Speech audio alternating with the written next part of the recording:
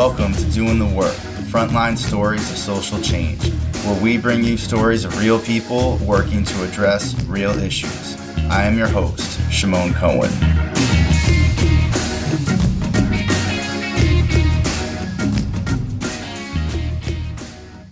In this episode, I talk with Jonathan Foiles, who is a clinical social worker in Chicago, Illinois. We talk about Jonathan's clinical work with clients who have experienced trauma, cross-cultural practice, whiteness, and self-disclosure. Jonathan shares how he got into this work. We discuss self-care, which for Jonathan includes writing about social policy issues and their impact on clients, using clients' stories and his experience as a way to show the reality of how policy decisions negatively impact people's lives. I hope you enjoy the conversation.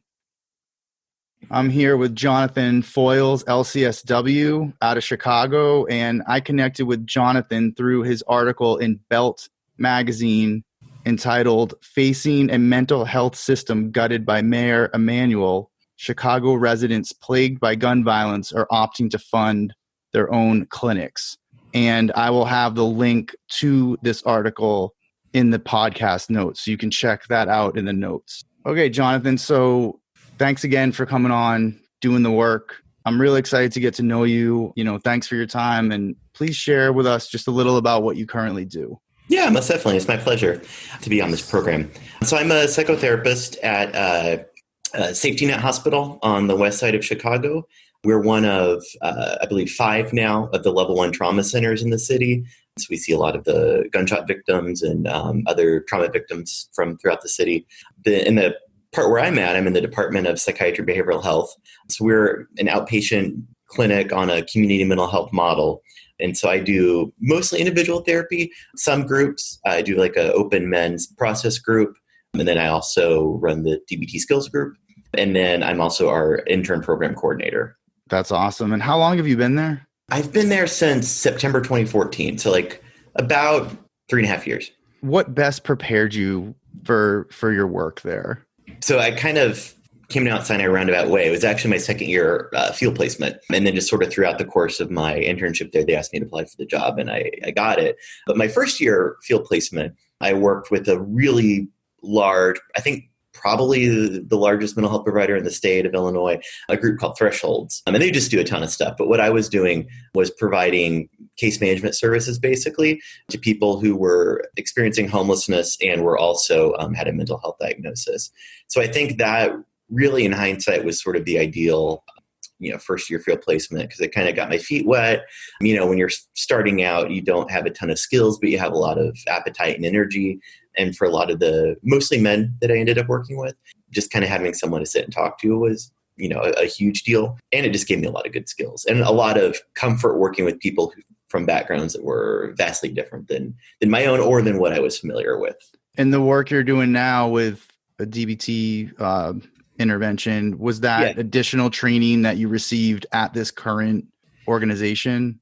No, actually, I got that through my graduate program. So I'm a graduate of the University of Chicago's School of Social Service Administration, and they have classes on third wave behaviorism, ACT, or acceptance and commitment therapy, and then DBT. So I actually took all 3 of those during my time at SSA, and that's kind of the basis of where my skills started for the DBT group.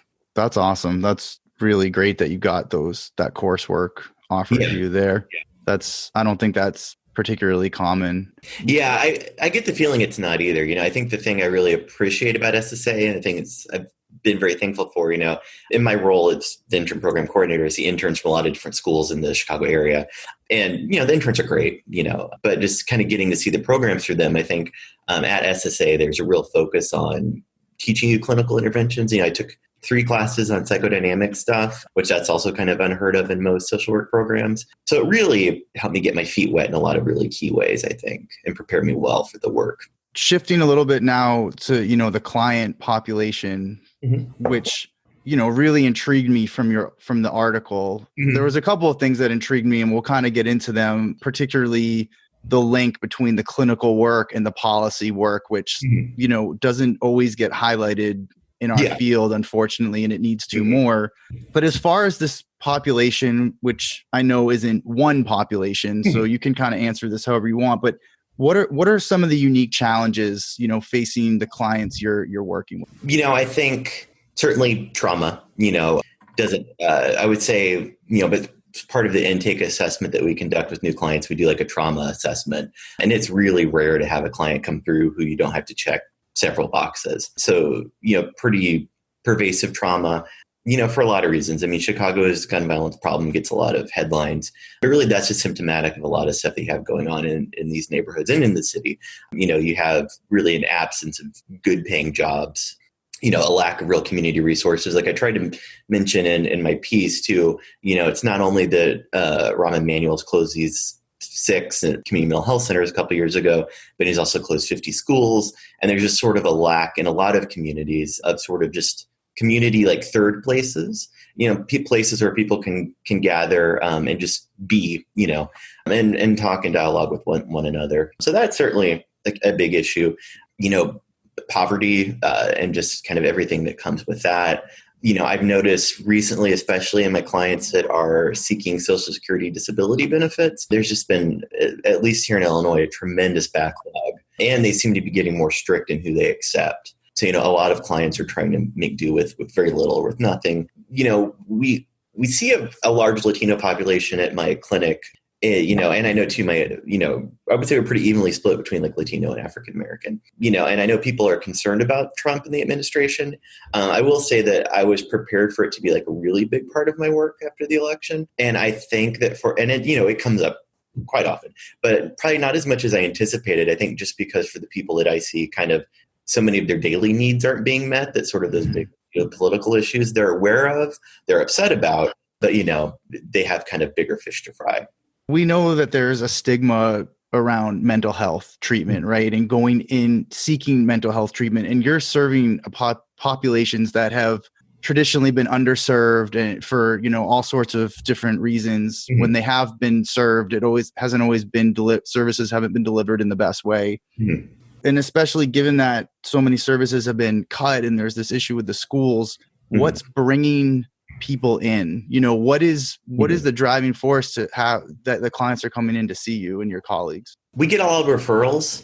Being associated with the medical clinic too, I think maybe to some degree that helps lessen the stigma somewhat, because we have primary care doctors which are affiliated with our clinic or whom we have referral relationships. So they'll, see something that concerns a client. Typically, it's like one of two things. Either they're seeing some early signs of a mental illness, or like a client is kind of finally opening up about the depression they've experienced for years, or the patient has seen providers at another place and for insurance reasons or for the fact that they've left, there's a real shortage of psychiatrists now. They can't continue seeing a provider wherever they were, and so they need to begin services at our clinic. What's been the biggest challenge of the work you're doing in terms of real social change? Not just that. Yeah. I mean, because that's always the challenge, right? At least I find that challenging is I can help these individuals and these families to the best of my ability. And I talk about this a lot with students, but then it seems like these issues just continue to be perpetuated. Yeah, almost definitely. No, I run into that a lot too. And it's something I try to talk about with my interns, not because they have the answers, but because it's something important to think about. So much of our interventions, I think, are sort of targeted at kind of just a middle class, almost suburban type population.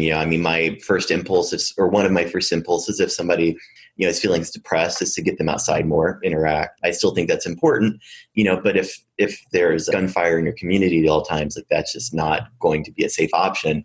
And it would in fact be sort of counter-therapeutic for me to recommend that.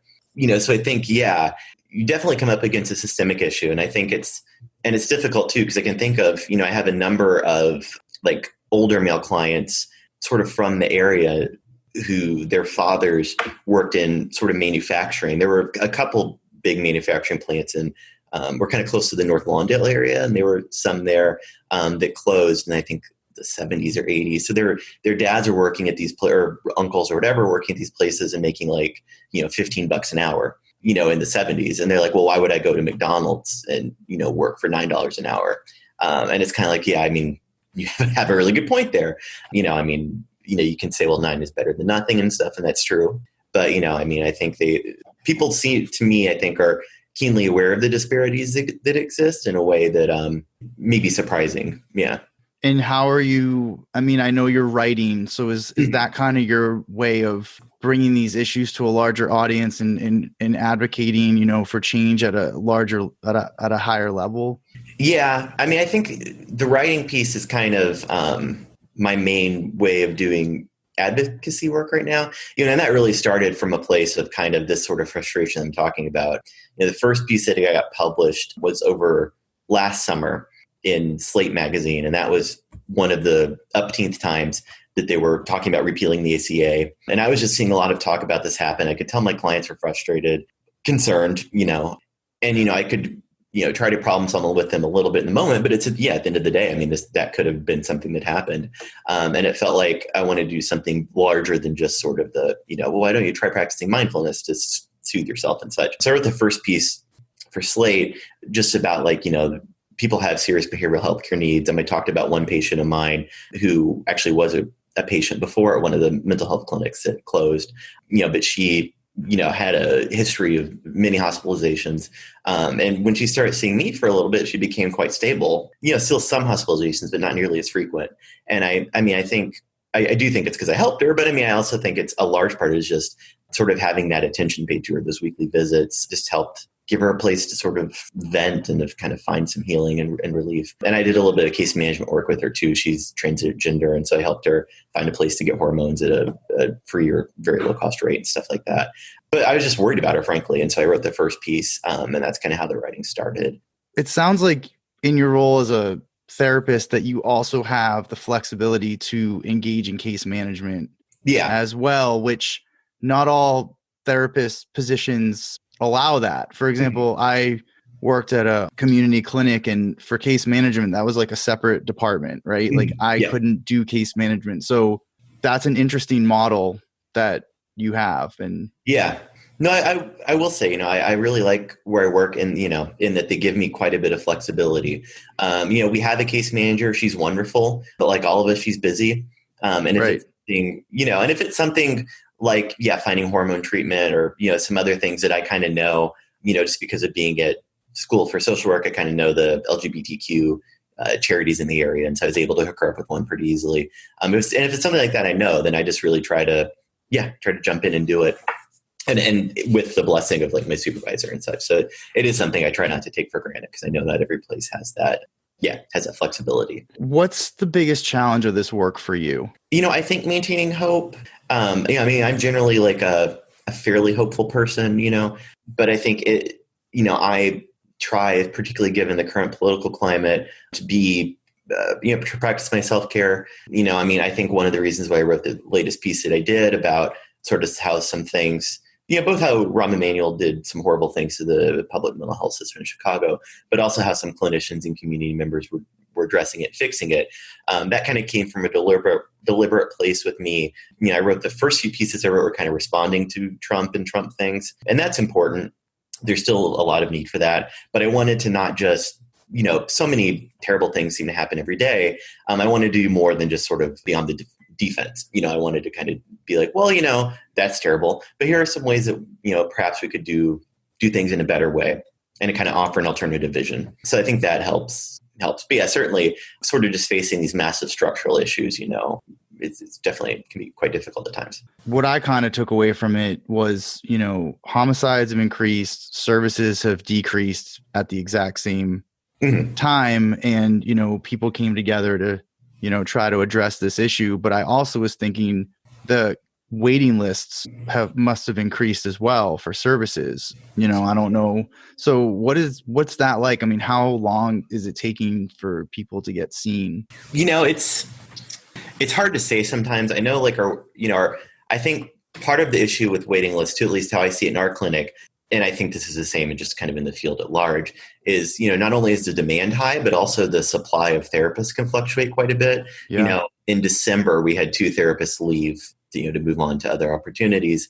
And so, just that, 2 people doesn't sound like that many, but that can put a real strain on the wait list because, that's somebody who, I think most of us operate with caseloads of like probably 50 or 60 people, so there are people who need to get seen. Realistically, most of we're not going to send those people back to the wait list. So they'll get assigned to other therapists, and then, clients who would have gotten assigned instead get put on the wait list. So it really fluctuates.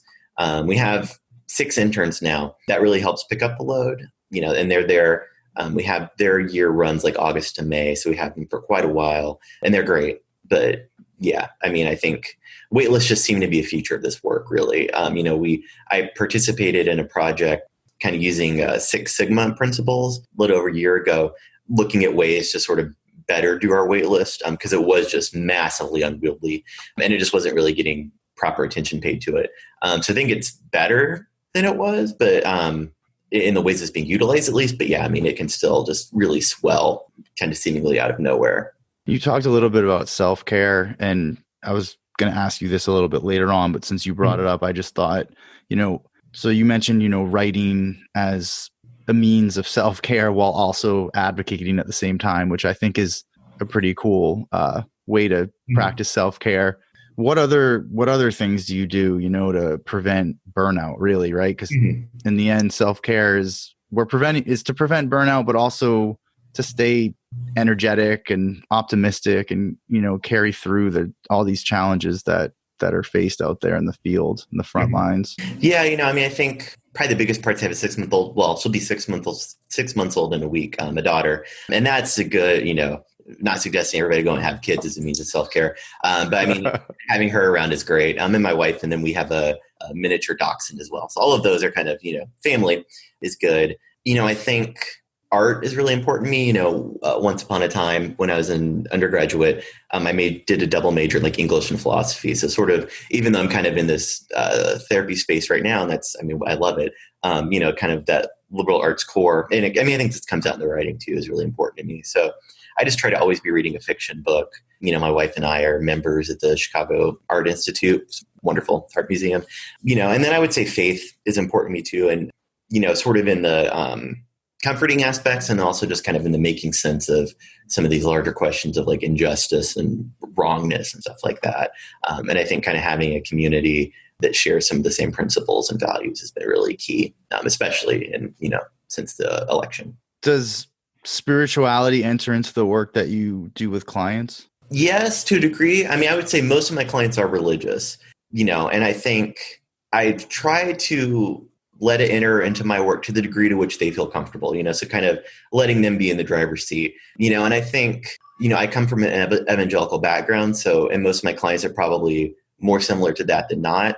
I'm not really there anymore. We go to an Episcopalian church, so kind of more liberal. And I know that my clients probably wouldn't be all too impressed by that, so I think I kind of just, try to keep things vague and kind of client focused, but it definitely comes up in the work because I think it is a tremendous source of strength for a lot of clients. And it can be a negative thing too. So that's why I try to kind of use it loosely. And is that part of the initial assessment too, as a dimension of strength for them, or? Yeah, to a degree. It's probably not as I took a class on spirituality and social work at SSA, and I loved it. We probably aren't quite fully integrated like I would like. We do ask clients if they have a religious or spiritual system, and if they do have one, how important it is to you. What does it mean to you? I try to work on it a little bit more, sort of individual work with my clients. Particularly, before I take on clients, I get to read their assessment. So if I see something where I'm like, oh, that seems like it might be a source of resilience for them or something that's important to them, then it's worth bringing up. A big reason that I'm doing this podcast, that I started this podcast, is I'm really interested in people's stories, and I'm particularly interested in, people on the front lines in the field, because it's, sometimes we hear about maybe more prominent people, or someone who's written a lot of books or is, doing cutting edge research, and those things are super important too. But I just wanted something a little different to kind of capture, the people just out there doing this every day, and so one of the things about that I'm interested is just how did people get into this work? Because, everyone's got their own story, and it's not easy work. It's extremely challenging work. And that is true. Yeah. And so this is something I'm planning to ask everyone, but just how did you get into doing this? Yeah, well, it's kind of a roundabout way for me. So actually, right after I graduated from undergrad, I went to seminary. And I was planning to mostly do like academic work in theology and like religious studies with possibly like some sort of like local community work alongside that. I enjoyed my experience there. I think kind of I was in a parallel process of kind of trying to figure out where I fit in the whole faith world, which kind of made what do I do after graduation like a little muddy. And I think just as I read more and kind of just worked with people, I got kind of uncomfortable or disillusioned with kind of just like sitting back and writing about issues, and the issues I want to write about are not dissimilar to what I do now, like, issues like politics and, community life and such. So that was all kind of brewing in me. And then towards the end of my time in seminary, I did an internship in North Lawndale in Chicago, which is actually pretty like about a mile away from where I work now, funnily enough. And part of that was just talking to men who were in recovery from drugs and alcohol, not doing anything like deeply therapeutic with them, but just listening. And then part of that was just doing some community work. And I think that the biggest part of that impacted me is there was one day the night before I was going to field, my supervisor called me, told me to wear a suit the next day because we were going to do a funeral. And I had been to funerals as part of this, so it wasn't, this wasn't completely out of left field, but it was a funeral for like a gunshot victim, a black male who wasn't very far away from my age. And just sitting in a room with, a couple hundred people, that was just so full of pain, and just sort of frustration and anger, and I still remember that the deceased, his mother, was very calm throughout the funeral to a point where I was like, noticed it. And then when they were doing kind of the final viewing, she just completely fell apart, and just sitting in the midst of all that raw pain, I was like, yeah, I don't know, but I feel like I want to do something more with this. And then, I talked to my supervisor afterwards, who's from the community and such, and was kind of told him a little bit like, wow, that was tough. He's like, yeah, and we have like another one later this week, so just really brought home to me like, oh, like it made me feel my whiteness, and my privilege. Because it's like, yeah, this is really like just rocked my world, but for them, it's like, this is something that unfortunately happened far too often. And then how did that then translate into social work? Mm-hmm. Like what made, out of all the different ways that you could end up helping people, how did you choose to then pursue an MSW and become a clinical social worker? I like that social workers kind of at the base level work for social justice, that the focus is on people. I kind of just took a step back, I graduated on that, and then just did some research, and I had known some social workers, I'd seen a therapist who was a social worker, had friends who were social workers. So I was kind of had been in the orbit of social workers before. So I already had a positive opinion of them. It's like, I think that's something I want to do. And, I think it really, I thought about it. I read the NASW Code of Ethics, and it was just kind of like, as dry as that can be. I was just like, yeah, this vision of how things should be really syncs up with what I understand and what I like. And just, I think even though the idea of getting paid to do this sort of thing, even though, as we know, not getting paid very much at times, was just really appealing to me. And yeah, I don't think I could have made a better choice. Yeah, that's a really powerful story. And, you mentioned, you really felt your whiteness. And I think that just kind of jumps out at me, you saying that and then continuing the work you're doing. And I'm just wondering, I would assume, and again, I'm not in your position out there, doing the work you're doing, but that you would still feel that, right? Like in what you're doing now. So how I don't know if you could speak a little bit more on that, and also maybe just about how you connect with such a diverse population, the cross-cultural, almost all the work you're doing must be cross-cultural. Oh yeah. Yeah. Almost entirely. Yeah. I think it starts for me by just trying to acknowledge it. I think the election gave me a new sense, like a clearer sense of kind of how to do that, or just maybe perhaps like a better sense of what's needed. Like I remember my men's process group, this is back, I think during the primaries, we were meeting, and there are like 3 or 4 African-American men there talking about Trump, and one of them, and I felt like they kind of knew me pretty well. All of them have been in the group for a while. And one of them was kind of like, well, of course we don't like him, but I don't know. You people seem to, what do you think? And that, and there are a few other things kind of like that where I just realized like, oh, like a lot of my clients, assume I'm a maybe Trump supporters too strong, but assume like I'm a Republican just because, the way I dress and such. And I was like, oh, like this is something I really need to talk about. So yeah, I think after the election too, I just, with most of my clients, ones who I I felt kind of could be impacted by it. I just try to make space for it to come up. Like, this happened. What do you, how do you feel? What do you think about that? And to try just to, I try to be pretty explicit whenever issues like structural inequality come up and stuff like that. It is to, kind of bring like a moral voice to the work in a way I didn't anticipate so much when I started out, but just being like, that's wrong. There aren't jobs here. And that's because of, structural issues that you didn't have anything to do with, and that's just, it's not right, and just to validate clients' feelings and to acknowledge that there's just a lot I don't understand. Like, I've found that almost all of my clients are really happy to kind of take that teacher role when it comes to cultural stuff that I may not be aware of, or, I may have kind of an idea based on like, the internet and stuff like that. But I'm like, well, that's not how real people live. So, tell me more about this. And I found most of them, if you kind of come from that place of, just wanting to learn and acknowledging that you don't know, are pretty good to kind of fill in the gaps there.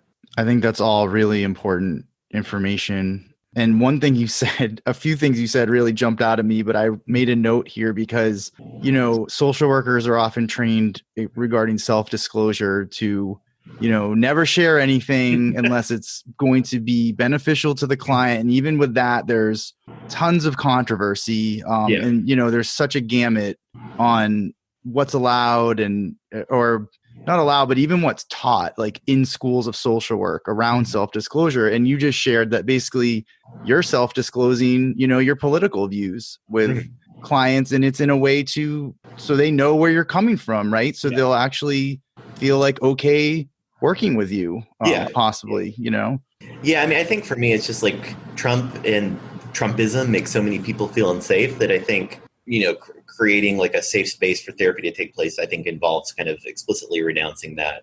I thought to myself too, I lived through W. He was president when I was in high school and college. I'm like, would I do the same thing if it was that era? And, as much as I disliked him, I think it feels like things are much much worse now, like as bad as Bush was, that there's kind of this need to be on the side of those who are being oppressed by the current. And obviously it's totally dependent on where you're working, you're working with, right? Because you could work with another population where you can't say those things because then they'll be alienated for other reasons. Yeah. Maybe they're supporters even. So I mean, it's definitely context dependent. I've talked a lot with one of my interns. She's from Texas and wants to practice in Texas. And just kind of like, like what we do here, what works here is not going to work there, and I just think it's great that they just straight up said, what are you? Oh, I know. Your people, seem to like him, and where are you at? We're putting you on the spot here. No, as uncomfortable as it made me, I really appreciated it. 'Cause I'm like, oh, okay, like this is, they're not, treating me with kid gloves or anything. It was pretty great in hindsight. We've covered so many different areas here, and I mean, I'm even thinking like in the future, it'd be great to have you back on to even just talk more in depth about some of the actual interventions, you're doing with clients. Just before we kind of wrap up, is there anything you just want to kind of add and just feel like we didn't cover that you really want to get out there? No, I think we've covered a lot of important stuff. I mean, I think, the one thing that I think it comes down to for me, particularly like working with interns, I'm just thinking about my own time in grad schools. I feel like there's often a push to kind of determine what your modality is, or how you're going to help people. And really, at least from the students I see, to kind of stress out about it, to want to really do best practices. But I think that the best thing you can do is to do what helps people. And I really think the most curative thing, or how it starts in our clinic, and I think a lot of similar settings, is just by showing up. I really appreciate your time. That went pretty quickly. And I look forward to continuing a dialogue with you. And again, thank you so much. So this was Jonathan Foyles, LCSW out of Chicago. And again, please look for the notes to his Belt Magazine article. And, you can follow him as well. He's on Twitter, and, follow this connection between clinical social work and political advocacy. Thanks again, Jonathan. My pleasure. Thank you for listening to Doing the Work.